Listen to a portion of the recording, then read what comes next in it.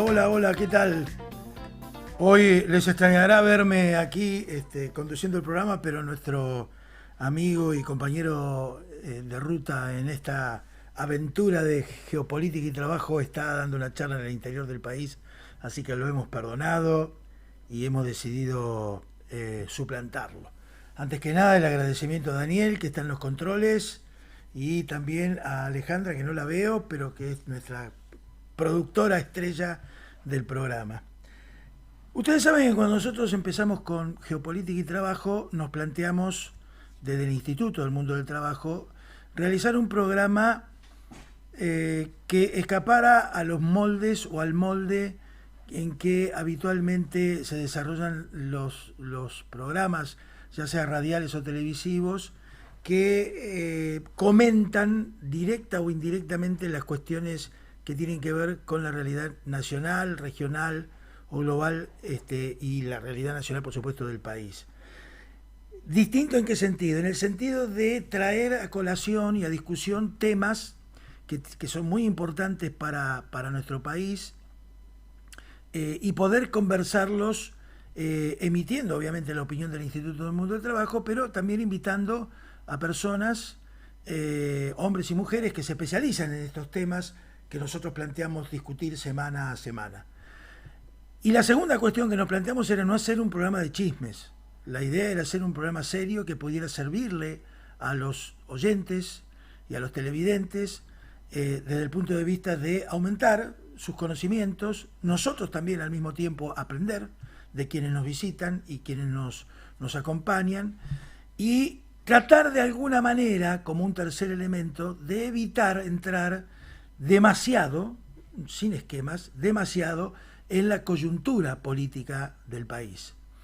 Hay algunos momentos en que esto se torna bastante complicado, esto último, no imposible, pero complicado. Es muy difícil abstraerse hoy de lo que pasó este domingo en Argentina, es muy difícil. Y mucho más difícil es abstraerse o dejar de lado un debate alrededor de uno de los planteos del gobierno que ganó las elecciones el día domingo, en relación a uno de nuestros temas que tiene que ver con el trabajo, que tiene que ver con las relaciones laborales, con el futuro de nuestros trabajadores, con el futuro de la pequeña y mediana empresa, etcétera, etcétera, que tiene que ver con este famoso y bendito tema de la reforma laboral. No es un tema nuevo, este es un tema que se arrastra prácticamente desde las épocas de la dictadura militar. Hemos pasado por diversos gobiernos que han intentado llevar a la práctica reformas laborales, algunas de ellas han logrado ver la luz, y han modificado algunos aspectos de nuestra legislación laboral. Otras han fracasado, otras han sido establecidas y luego han sido llevadas hacia atrás. Y el gobierno, ya como sabemos, cuando asumió hace 2 años atrás, planteó en el famoso proyecto de ley bases un capítulo laboral. Ese capítulo laboral está casi en su totalidad en este momento en la Corte Suprema de Justicia por un amparo que presentó la Confederación General del Trabajo. Ahora, con esta nueva realidad legislativa, en donde el gobierno ha aumentado su capacidad legislativa, valga la redundancia, se viene un debate importante, y así lo vienen planteando los medios, habitualmente no dedicados a este tema, pero que están últimamente muy dedicados a este tema, habida cuenta de que están apareciendo en los medios de circulación masiva con grandes titulares. Hoy, por ejemplo, apareció uno hablando de los peajes sindicales. Para aquellos que no están al tanto de la actividad sindical o de la cuestión sindical, lo que quienes escriben o quienes escribieron este artículo y otros que no han escrito pero que lo piensan, cuando habla de peaje sindical están hablando de la forma en que los sindicatos se financian, cómo obtienen sus recursos, que es un tema de discusión, pero es un tema que ha venido transitando la realidad política argentina, y exitosamente, diría, en los últimos 70, 60 años de historia del movimiento sindical en Argentina. La nota, al decir, imagínense ustedes, al plantear el tema como un tema de peaje sindical, pareciera que los sindicalistas están en una cabina de peaje en una autopista esperando que pasen los autos y aporten sin discutir el monto del peaje.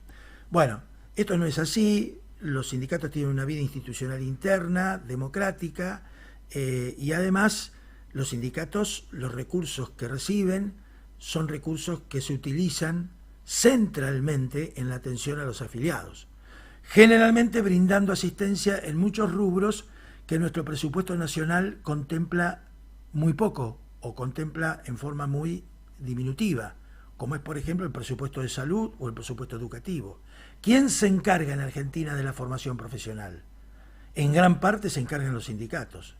¿Quién se encarga de la atención de la salud? Bueno, están las prepagas, está el hospital público, pero hay cerca de un 40% de la población que se atiende en las obras sociales sindicales. Y no es lo único, hay muchísimas cosas más. Claro, quien no sufre la falta de estas cuestiones probablemente no lo vea con la profundidad que lo puede ver un trabajador con un sueldo en este momento muy retraído, ni hablar de la enorme cantidad de trabajadores informales que viven en forma precaria su vida cotidiana. Yo no queríamos entrar demasiado en este tema, porque otro de los argumentos es que la reforma laboral va a generar más empleo. En realidad, históricamente se ha dicho esto, ya con las reformas que se implementaron en la década del 90, donde la ley 24.013 agregó 4 modalidades de contratos por tiempo determinado, más otras normas de la época que también agregaron otros contratos más, no fueron utilizados por las empresas para contratar gente. En general, las estadísticas indican de que hubo muy poca utilización de esos contratos, primero porque los empleadores no tomaban, y segundo porque ya la ley de contrato de trabajo 2744 contemplaba la existencia de 4 modalidades por tiempo determinado, es decir, la utilización de contratos laborales frente a situaciones laborales de no larga duración, contrato de temporada, contrato a plazo fijo, contrato de equipos, etcétera, etcétera, etcétera. De manera tal de que el argumento de la generación de empleo no es tal. Y además, sumado a esto, generalmente detrás de estas reformas, intentos de reforma laboral, va subrepticiamente siempre un ataque o un intento de debilitamiento de la acción sindical, de un debilitamiento de las organizaciones sindicales que, desde nuestro punto de vista, son fundamentales no solo para proteger a los trabajadores, darle previsibilidad a los trabajadores, sino que son instrumentos fundamentales de la democracia que estamos viviendo en Argentina y que se vive en la inmensa mayoría de los países del mundo. Así que este es nuestro comentario. Nuestro comentario está... No tenemos ningún problema desde el Instituto del Mundo del Trabajo en colaborar con las organizaciones sindicales para discutir los cambios que está habiendo en el mundo del trabajo, las transformaciones que se están operando en los sistemas productivos, en los sistemas distributivos, en los servicios, en la economía. Obviamente que esos cambios impactan en las relaciones laborales y en el sistema de relaciones laborales. Pero me parece que un sistema de adecuación, un sistema de modernización, si se lo quiere llamar, que ha habido siempre en la historia de la humanidad y que los trabajadores han sido muy permeables a esos cambios, necesitan de grandes consensos, particularmente de un consenso que en estos casos no se tiene en cuenta, que es el consenso de trabajadores y empleadores. El movimiento sindical lo ha manifestado insistentemente, está en condiciones de discutir con quien sea la necesidad de modernizar las relaciones laborales. Ahora, hablar de reforma laboral, planteando de que, por ejemplo, la jornada de 12 horas de trabajo, etcétera, etcétera, no. Hablemos de reforma laboral y hablemos, por ejemplo, que la jornada de 48 horas semanales es la jornada laboral más larga de América Latina, o que los números de días de vacaciones son los más cortos de América Latina. Fíjense ustedes, estoy hablando de nuestra ley, que generalmente en el resto de los países de América Latina dicen que nosotros tenemos una legislación laboral de avanzada. Tenemos una legislación laboral de avanzada, pero tenemos todavía ciertas cosas que hay que tratar de modificar en una reforma que debería ser, como lo manifestó correctamente el secretario general de la CGT, Héctor Daer, la reforma tiene que ser una reforma progresiva y debe ser conversada con el poder político, conversada con los empleadores y conversada con las organizaciones sindicales. Dicho esto, y en el terreno de avanzar hacia un debate sobre esta cuestión que acabo de decirles de la modernización y de la necesidad de ver dónde están los nuevos nichos de empleo. Acá se habla muy fácilmente de generar empleo bajando el costo laboral. Miren, la realidad es que con la actual situación económica de caída del Producto Bruto, de caída del crecimiento, de caída de los salarios, caída de las jubilaciones, y va a ser muy difícil generar empleo para el sector informal, que está creciendo alrededor del 50%. No es un hecho argentino, es un hecho mundial. La OIT acaba de informar que hay alrededor de 2.000 millones de trabajadores en situación de informalidad. Quiere decir que en Argentina en este momento, aunque es un tema que no es común para lo que ha sido la historia argentina de su mercado de trabajo, hoy estamos, al igual que muchos países de América Latina y de otras partes del mundo, con este flagelo de la informalidad, con la implicancia que tiene el flagelo desde el punto de vista de la falta de protección, desde el punto de vista de la precariedad laboral, de la pobreza, de la vulnerabilidad, etcétera, etcétera. Por eso, para hablar de temas nuevos, que sí podrían generar empleo, probablemente no masivamente, pero sí sería conveniente hurgar en lo que vamos a hablar, hemos invitado en esta oportunidad a Juan Martín Sánchez, licenciado Juan Martín Sánchez, que está aquí con nosotros, que es el director de Cambio Climático y Ambiente del Instituto del Mundo del Trabajo, para hablar de un temita que tiene que ver con la generación de empleo y que es el temita de los empleos verdes. ¿Son realmente un nicho hacia adelante? ¿Pueden suplantar esos empleos verdes a la totalidad de la falta de empleo? ¿Qué está pasando en otras partes del mundo? ¿Qué significa un empleo verde? Bueno, yendo a esto que les dije a ustedes de hablar con los que saben, vamos a hablar con Juan Martín. Juan Martín, bienvenido. ¿Cómo andas, Rubén? ¿Bien? Buenas tardes, gracias por la invitación. No, por favor, al contrario. Encantado de estar de nuevo hablando de estos temas con ustedes. Bueno. Si te parece, sí. Hago una descripción general del problema, Dale. que vos un poco lo enumeraste. Ajá. Hay varios problemas para ver. Y después vamos a las oportunidades de empleo que veo con este nicho. Buenísimo, empezamos por ahí. A ver. Estás invitado también a hacer tus comentarios respecto a la cuestión de la reforma laboral, que creo que va a estar incluida. Justamente por eso voy a tomar alguna de las cosas que vos dijiste. Sí. Vos hablaste de 2.000 millones de trabajadores en informalidad. Eso es casi el 60% de la PEA mundial.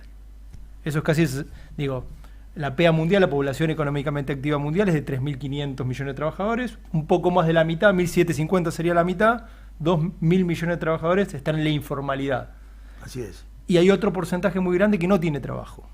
Entonces vemos que el fenómeno del desempleo no es un fenómeno argentino, no es un fenómeno latinoamericano, sino que vemos que todos los países del mundo están pensando y están ejecutando estrategias para generar empleo.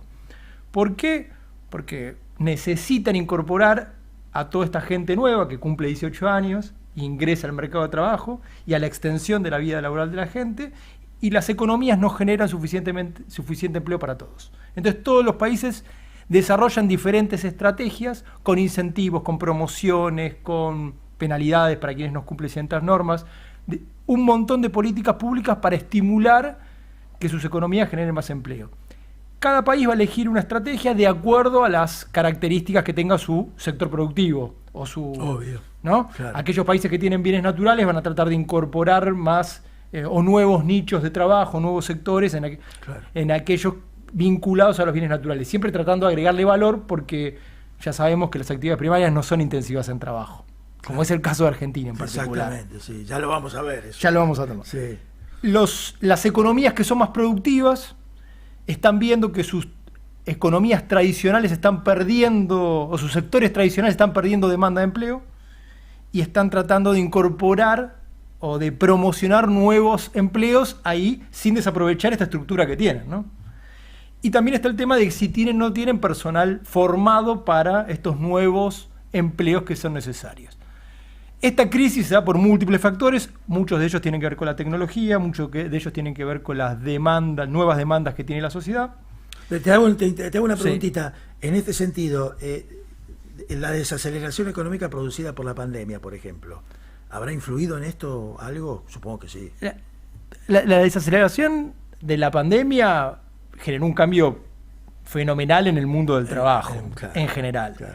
Y fue una pandemia que es producto de la falta de cuidado de los bienes naturales y de los recursos y de los sistemas ecológicos que tenemos en nuestro mundo. Sí. Producto de un sistema de producción y consumo que no considera los bienes ambientales como parte del sistema, ¿no? No lo consideran ni como un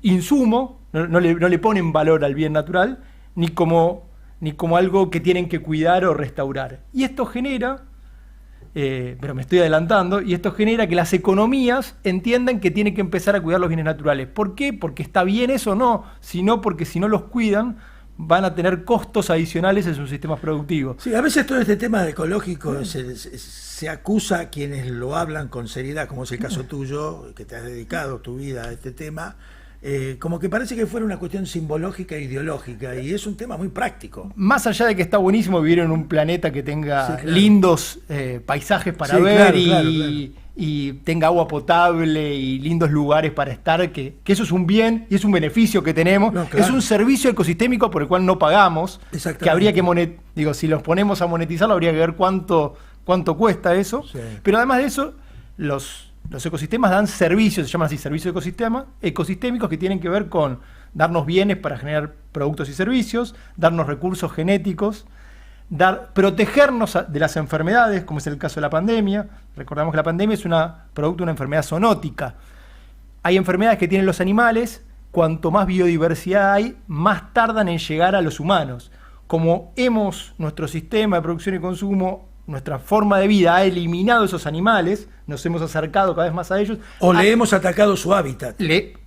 Hemos hecho las dos cosas, le atacamos el hábitat, los hemos eliminado, estamos más cerca de ellos, nos contagiamos de enfermedades que antes no nos contagiaban. Teóricamente el murciélago que atacó el mercado en Wuhan fue producto de que se estaba avanzando sobre ciertos bosques. Su lugar de vivir. Claro, si no el animal no ataca, esta es la realidad. Entonces estos son los servicios que los ecosistemas nos dan gratis. Todos los países del mundo ven dos grandes problemas, tienen más problemas. Obvio. Pero hay dos que son muy claros y que no hay discusión de ellos. Digo, todos los artículos científicos sobre esto están muy claros. Hay necesidad de generar empleo y las economías no generan suficiente empleo para todos los que se incorporan y para las necesidades de los países. Y tenemos una crisis ambiental fenomenal, producto de nuestro modelo de producción y consumo, que no cuida y no restaura aquello que depredamos para poder vivir. ¿Qué han hecho muchos de estos países? Bueno, acá ven además que los sectores tradicionales no generan empleo. Hay solamente 4 o 5 de los sectores que conocemos, desde la construcción naval, de edificios, de autos, la metalmecánica, los servicios bancarios, el comercio y demás. Vemos que la educación, los servicios públicos, vemos que en el mundo esos sectores no tienden a crecer en generación de empleo. Están como con la flechita para abajo cuando uno los mira en los gráficos. Sí, está claro. Y hay 4 o 5 nichos donde sí se ve que hay potencialidad de generación de empleo. ¿Cuáles son esos nichos? Bueno, el de la tecnología, el de la ciencia y la tecnología, vemos que es un sector creciente. El mercado, los consumidores demandamos cada vez más servicios tecnológicos, ¿no? Entonces se va para arriba. El del cuidado y de la salud. ¿Por qué? Porque hay una extensión del tiempo de vida de la gente y requerimos más servicios de cuidado. Claro. Y otro que vemos es el del cuidado y restauración de estos ecosistemas que estamos dañando. ¿Por qué? Porque los estados entendieron, todos los estados orientales y occidentales, que necesitamos los bienes naturales para seguir viviendo y los hemos devastado. Entonces hay que volver a generarlos y hay que cuidarlos. Y además, porque entienden claramente que si ellos tienen sistemas productivos más eficientes, gastan menos energía, gastan menos agua, si hacen un cuidado de ese recurso, gastan menos materiales y eso ahorran dinero y generan bienes con mayor valor agregado. Correcto. Entonces, ¿qué hacen estos países? Bueno, empiezan a generar o empiezan a poner incentivos para generar empleos verdes. Que tu pregunta era, ¿qué es un empleo verde? Bueno, son un tipo nuevo de trabajo. Yo tengo una discusión con el término empleo verde, ya la vamos a atacar. ¿Cómo no? Sí. Para mí estaría mal esa definición, pero hoy todo el mundo la usa, así que vamos a resignificarla. Pero el empleo verde sería un tipo de trabajo nuevo que no existía hace 20, 30 años porque no había esta conciencia del problema ambiental que nos genera, que es nuevo en la sociedad. Nuevísimo. Es nuevo y la sociedad, a partir de que lo entendió, lo empieza a demandar bienes, productos y servicios sostenibles o eficientes en el uso de los recursos. Entonces, son estos tipos de trabajos nuevos que ayudan a ¿qué? Ayudan a ser más eficiente, a consumir menos, a proteger los bienes naturales o a restaurarlos. ¿En qué sectores hay empleos verdes? En todos los sectores. Uno tiende a pensar que hay empleos verdes solamente relacionados con el cuidado de la biodiversidad, pero no, justamente... Te digo más, lo reduciría a decir en el campo. En el campo, supongámosle. Que hay mucho verde es el empleo pasto y verde. Uno hace jardinería, es un empleo verde. Bueno, no, tal vez ese es el... Por eso discuto el tema, que ya voy a abordar ese tema. Hay empleos verdes en todos los sectores de la economía. Digo, nuevamente, desde la construcción a la metalurgia, pasando por los servicios de venta, las finanzas, los servicios públicos, todos tienen empleos verdes. ¿Por qué? Porque el empleo verde podríamos distinguirlo en dos grandes variantes. Hay un montón, pero uno son aquellos que transforman actividades viejas o actividades en actividades más eficientes. Vemos que las fábricas han incorporado gente específica. ¿Para qué? Para reducir la energía, reducir los materiales, ver cómo reutilizan los productos, los scrap, los desechos, en nuevos bienes, o cómo venden esos scrap para que sean insumo en otra actividad y generar más valor. Entonces, cuando uno se encarga de ser más eficiente, de enverdecer la actividad que era una tradicional, es un empleo verde. Los que venden bienes, productos y servicios para esa actividad, paneles solares, medidores de eficiencia, certificaciones de sostenibilidad. Digo, yo voy a tu empresa o a una actividad y veo que realmente estás haciendo estos esfuerzos, entonces te certifico que vos sos una empresa que tiene producto verde y que hace ese esfuerzo también. Todos esos bienes, productos y servicios verdes son empleos verdes. Son empleos nuevos que hace 20 años no existían, que existen ahora. Y después tenemos otro pool, digamos, de trabajos que tienen que ver con esto, con cuidar la biodiversidad y con restaurarla. Y ahí hay infinidad de puestos de trabajo nuevos que tienen que ver con esto, se han degradado bosques que nos dan un montón de servicios. ¿Qué servicios nos dan? Nos protegen de inundaciones, los que mencionamos. Nos dan lugares para hacer turismo sostenible, otra actividad que tiene empleo. Claro. Todas las actividades tienen, bueno, restaurarlos, ahí hay una doble generación de empleo. El que va a restaurar, ¿no? Los que cuidan las semillas, plantan, restauran la biodiversidad, los que lo cuidan y los nuevos servicios que se pueden generar por este nuevo que se creó. A partir del nuevo que se creó. Exactamente. Después está uno que es muy interesante, que es el de control de exóticas invasoras. Todos los países tienen animales y plantas que son exóticas que llegan a los países porque las importamos, porque quisimos hacer comercio, por lo que fuera, y que depreda no tienen depredadores naturales, entonces ellos se encargan en dañar los ecosistemas. Bueno, cuidarlos y agregarle valor a eso. Claro. Hay ejemplos muy interesantes para ver en Argentina. Entonces, toda esta gama de empleos nuevos, vemos que son que tienen una gran potencialidad y los países, de acuerdo a sus necesidades, van haciendo grandes inversiones públicas y privadas, pero públicas sobre todo. Digo, el que arma la política pública es el Estado Nacional, incentivando a los privados a que inviertan y, de acuerdo a su estructura productiva, incentiva a distintos sectores. En Europa lo vemos muy claro en 2 o 3 temas. Uno es la energía. Recordemos que Europa no tiene una gota de petróleo. Nada. Entonces ellos son los principales impulsores. Y menos ahora con Rusia que le cerró el grifo. Son los principales impulsores de las renovables y de la tecnología renovable, porque no solamente nos pasamos a renovables, ellos crean la tecnología, la perfeccionan y después se la venden a los países en vía de desarrollo, entonces tienen una doble ganancia. Claro. Implementándola generan menos consumo y vendiéndola valor agregado. Claro, claro. España es un caso muy interesante donde incentivó esto, incentivó también la restauración. ¿Por qué? Y el turismo sostenible, porque España vive del turismo en gran parte. Entonces encontró un nicho muy potente, muy interesante en el turismo sostenible, en la restauración de aquellos lugares degradados. Otros sectores, como Alemania, van a la eficiencia productiva, a consumir menos recursos en los servicios y a vender certificaciones para afuera, servicios con valor agregado tecnológico y de sostenibilidad. Entonces, ese es el modelo, digamos, europeo de la transición y la generación de empleos verdes, que es muy interesante y tiene, vemos grandes volúmenes de generación de empleo. Podríamos discutir el caso argentino. Antes de, no sé si tenés alguna duda, sí me había quedado esto pendiente que no quería dejar de decirlo porque me parece que es importante. El término empleo verde es un término acuñado en Europa. A eso quería ir, a ver. Es un término acuñado en Europa, básicamente porque ellos hablan de empleo y no de trabajo, que para mí hay una gran diferencia, claro, ¿no? Claro.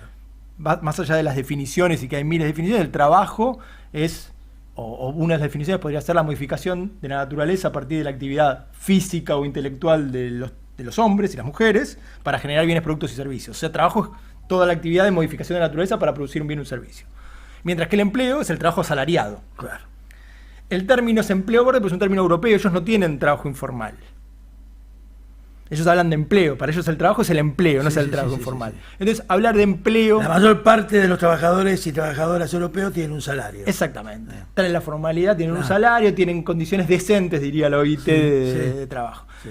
Entonces, hablar de empleo en América Latina y después de estos números que dan en el mundo es medio una locura. Creo que hay que reformular eso y ver cómo... Obviamente nadie quiere que el trabajo sea informal o no sea decente. Yo te decía iba a eso porque conversando con algunos compañeros y compañeras que se han dedicado al tema de la integración y de los acuerdos comerciales con Europa, etcétera, etcétera, siempre me planteaban el tema de que ellos no estaban de acuerdo con la cuestión del empleo verde porque los europeos veían el empleo verde en América Latina de una determinada manera y nosotros con una posición más industrialista deberíamos tener una defensa más del trabajo industrial. Sí, totalmente, de acuerdo. Y no tanto de los empleos verdes. No obstante que no me parecen, no soy experto, pero no me parece que sean absolutamente contradictorios. No, para nada, al contrario. Pero sería tener en cuenta la realidad del desarrollo económico latinoamericano. Exactamente.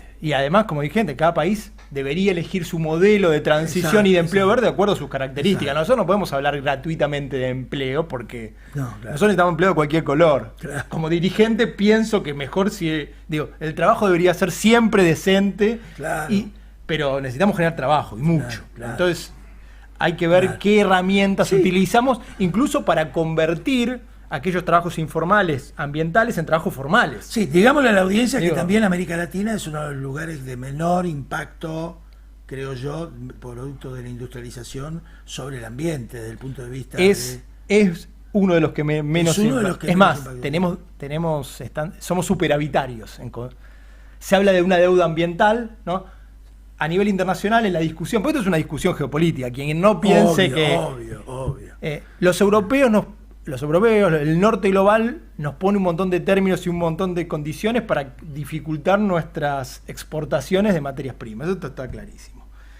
Ahora bien, así como se habla de deuda soberana, de deuda económica, se habla de deuda ambiental. Claro. Los países desarrollados tienen una deuda ambiental con los países del sur global porque ellos sacan sus bienes para producir sus servicios con tecnología incorporada en el norte, pero lo sacan del sur. Y los pasivos nos los dejan a nosotros. Y después no nos dejan exportar porque nos quieren cobrar esa tasa.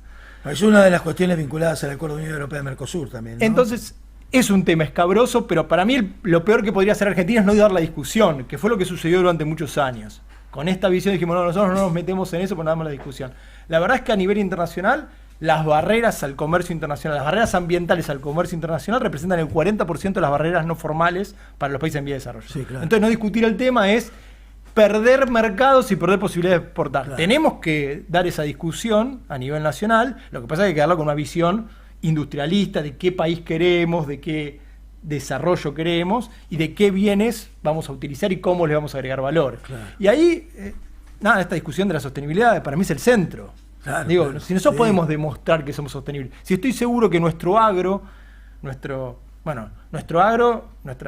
nuestra industria agrícola ganadera es muy criticada teóricamente porque generamos un montón de emisiones. Es verdad, genera emisiones, pero estoy seguro, y los números sí lo demuestran, que nuestro sector agrícola ganadera es mucho menos impactante que el industrial del norte, claro. y que la agrícola ganadera del norte también, claro, que es intensivo, el nuestro es extensivo. Andá los sectores industriales en Estados Unidos y vas a ver la humareda.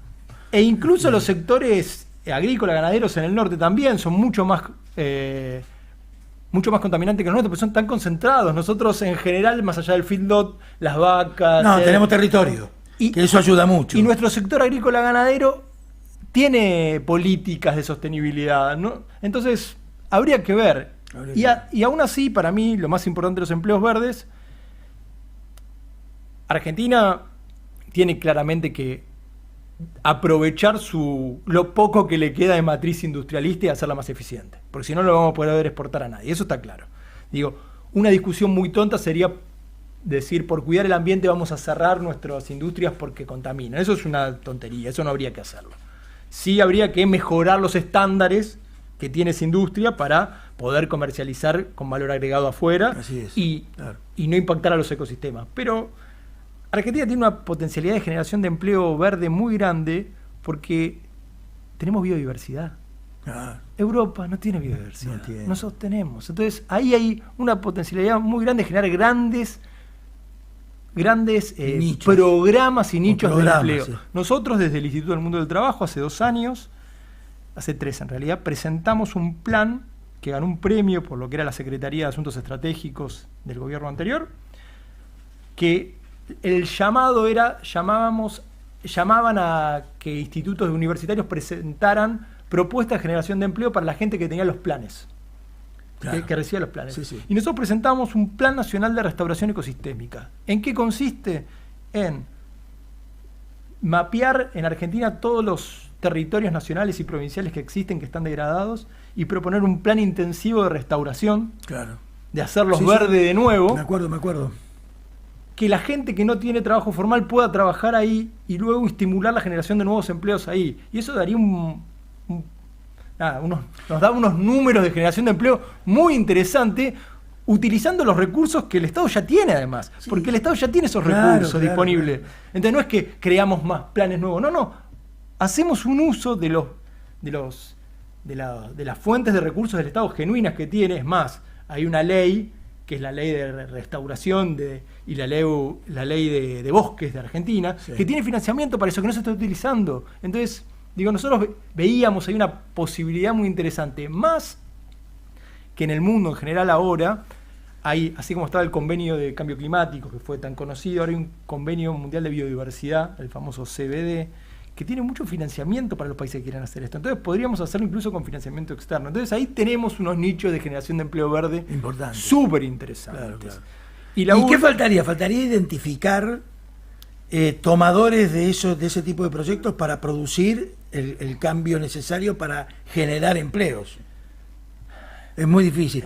Nosotros tuvimos también en el Instituto del Mundo del Trabajo, no llegamos a llevar adelante el proyecto, pero se nos había presentado una oportunidad con Ushuaia. Yo no sé si vos te acordás de utilizar los desechos que quedaban de la vieja estructura industrial de Ushuaia, de las cooperativas de ensamblaje. De ensamblaje, exactamente. Utilizarlas para hacer mantenimiento de aquellos aparatos y elementos electrónicos que la gente tuviera y extenderle la vida útil. Claro. Bueno, todo eso quedó desafortunadamente. A ver, lo que faltan son políticas públicas. Claro. Pero no políticas públicas, incentivos. Digo, ¿por qué un empresario apostaría a transformar su actividad productiva en más eficiente si no encuentra realmente un beneficio a eso? Un beneficio en varios sectores, ¿no?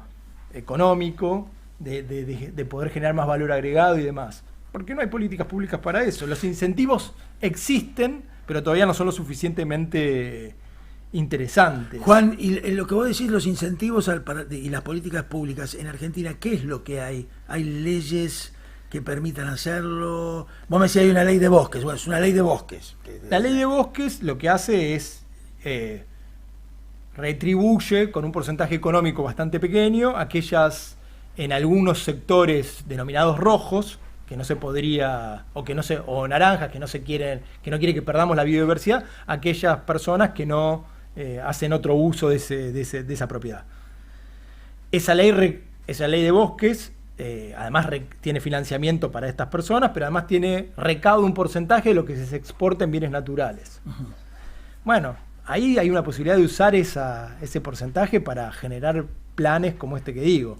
Otro plan que se me ocurre, que nosotros estamos trabajando, es en el control de exóticas. Ahora, nosotros vemos que, esto lo vimos muy claramente, ahora hay hay una crisis muy grande por el jabalí en Argentina. Sí.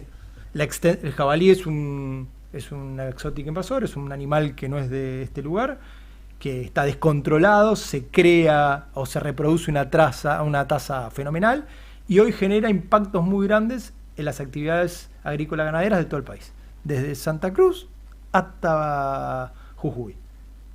Genera entre el 20 y el 30% de pérdidas en muchos sectores productivos. Hay piaras de 3.000, 5.000 chanchos salvajes andando por la provincia de Buenos Aires, La Pampa, Santa Fe, Córdoba. Es fenomenal. ¿Qué hacen? Se meten en los silobolsa, los destruyen, comen ahí y después se van a dormir al bosque.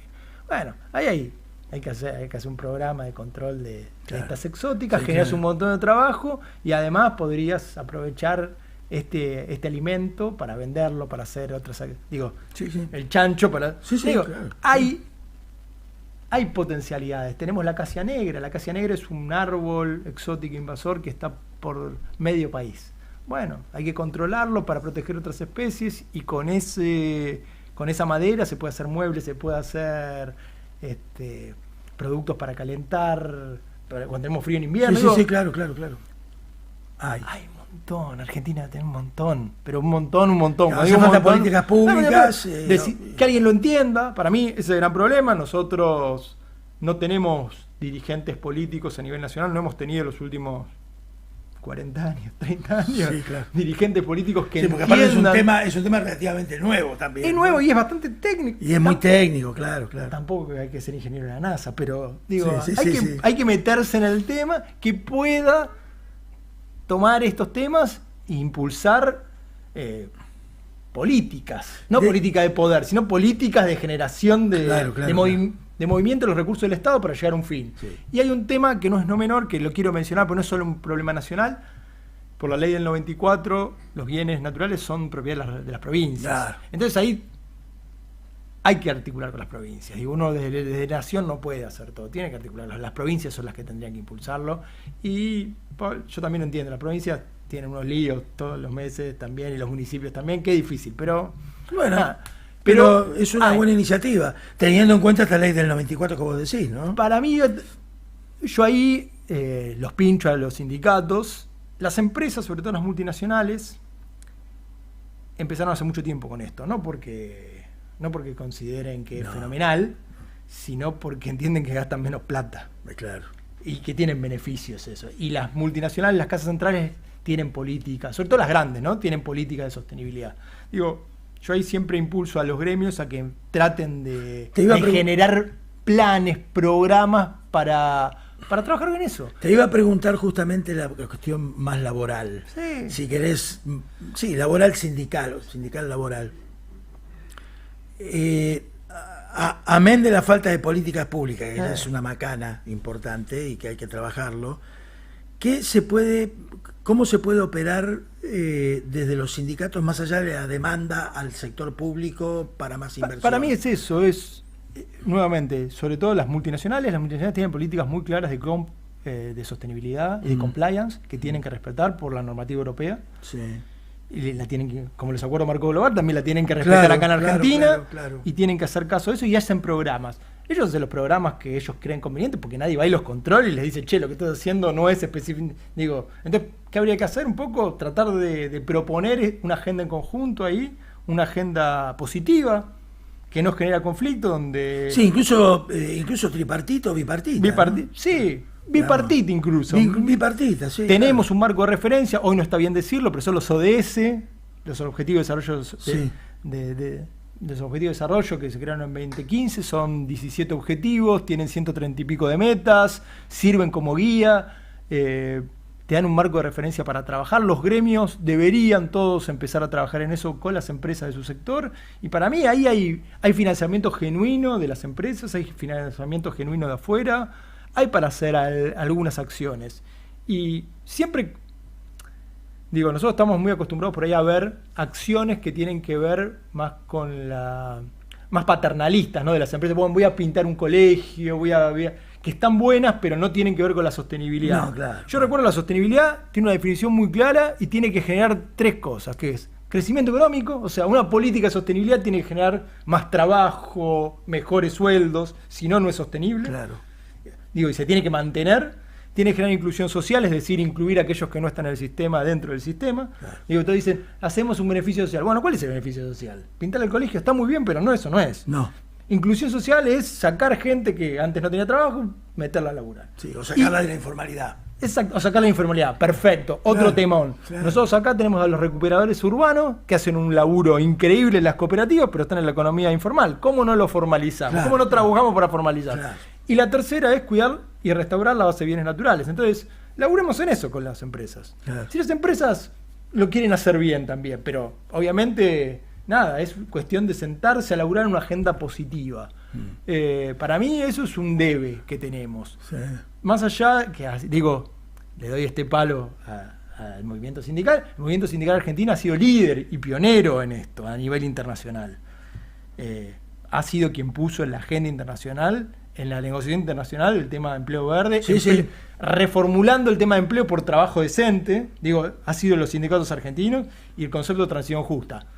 Muchas veces en la diaria, lo sé, es muy difícil ponerse a hacer estas cosas porque estamos complicados con estos cambios de gobierno, Sí, con paritarias, sí. con otras cuestiones. Sí, y seamos realistas. La realidad es que no se discute en profundidad todavía estos temas en el seno del movimiento sindical. No. Tenés por ahí una élite muy pequeña de compañeros y compañeras dentro de la CGT y dentro de algunos sindicatos, no todos, que este tema lo ven, pero el grueso en general no lo ve. Por eso, claro, cuando viene un intento de reforma laboral sobre la base desde el punto de vista del poder económico, combatir lo tradicional, el movimiento sindical vuelve a defender lo tradicional, en lugar de defender o buscar canales alternativos para generar un nuevo escenario, ¿no? 2 temas con eso, me parece buenísimo lo que trajiste.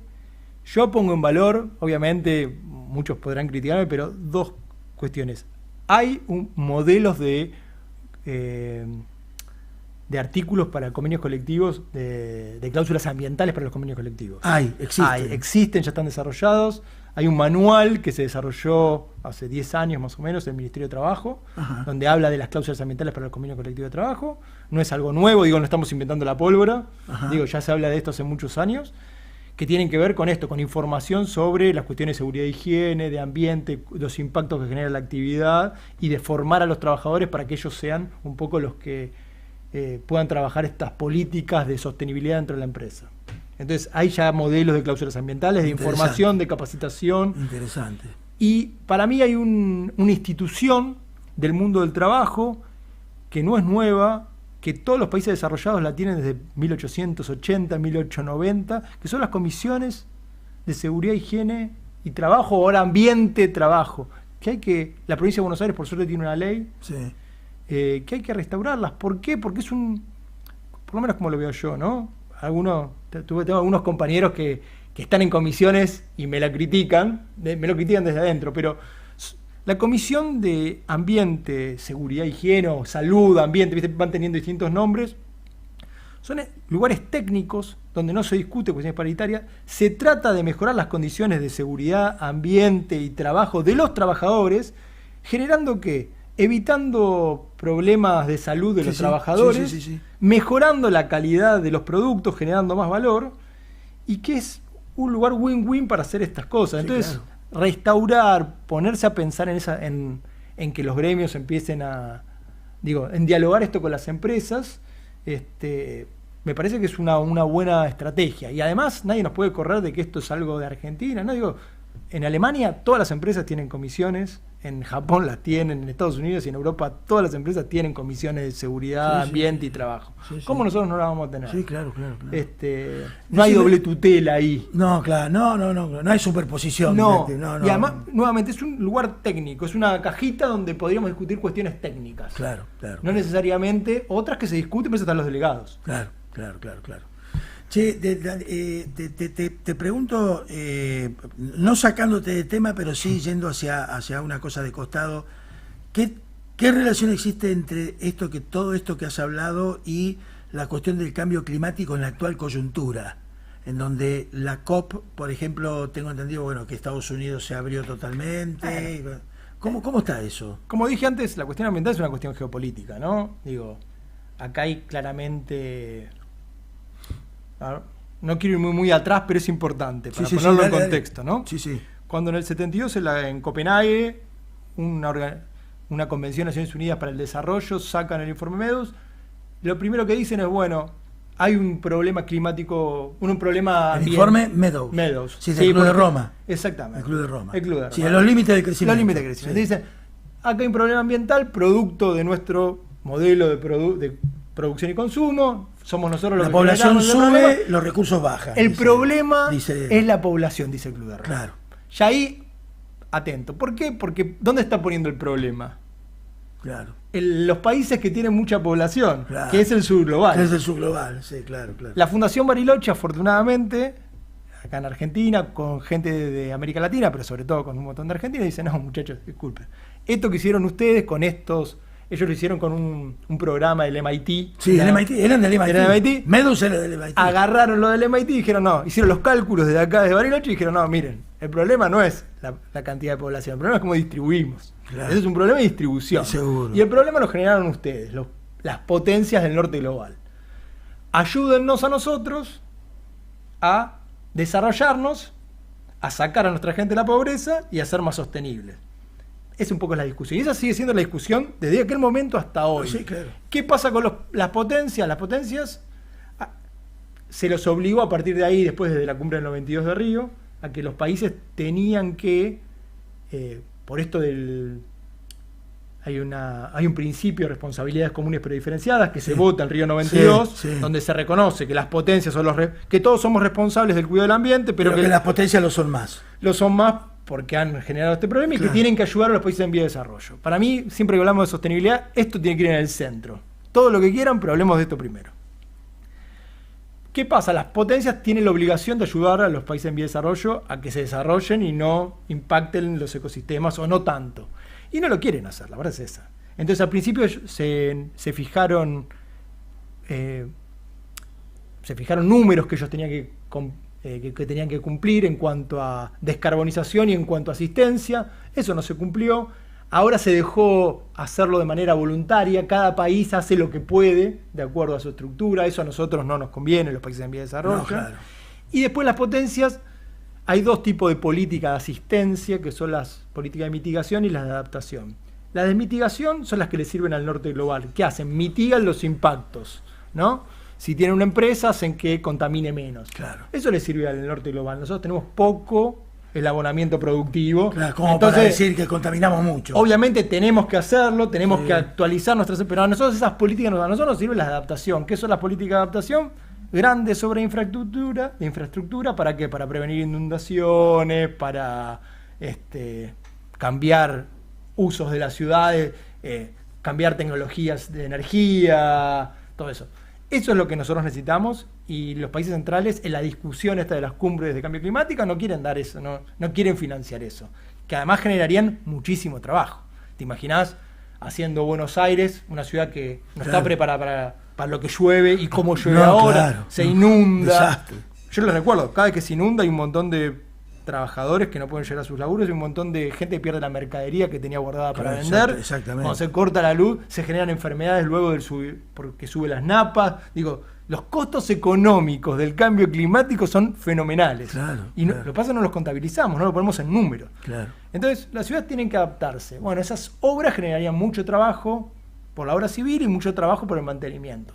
No las quieren financiar. Y con el tema volviendo al tema de empleos verdes, el tema de empleos verdes, ambiente... Eso sería empleo verde. Eso sería empleo verde. Todo claro, eso sería empleo claro. verde. Te quería preguntar, en materia de empleo verde, cambio climático, ambiente, toda esa temática tuya, que es tan tuya, en Argentina, desde el punto de vista de la estructura del gobierno y de la estructura de la administración pública, sí, ¿están contenidos todos esos temas? ¿Hay un Ministerio de Ambiente?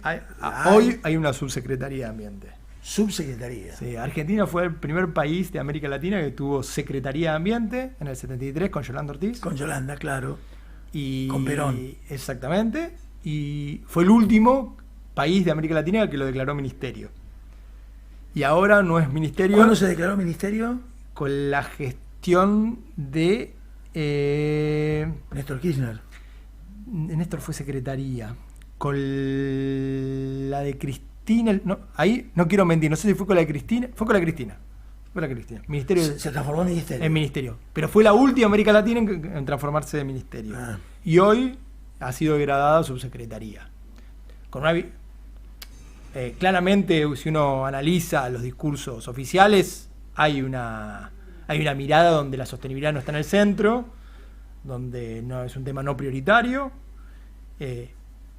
Incluso siendo Argentina es uno de los países que más podría recibir financiamiento internacional para estos temas, para generar trabajo y para readecuar su matriz para poder exportar más y mejor.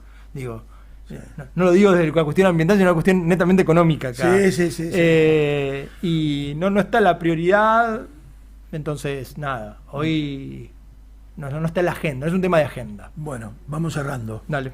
Muchas gracias. No, por favor, a disposición. La verdad que echaste mucha luz sobre todos estos temas. En un momento en donde se está hablando de reforma laboral, un debate sobre la reforma laboral, o por lo menos un debate de reforma laboral, debería contener un debate sobre estos temas. De eso estoy totalmente convencido.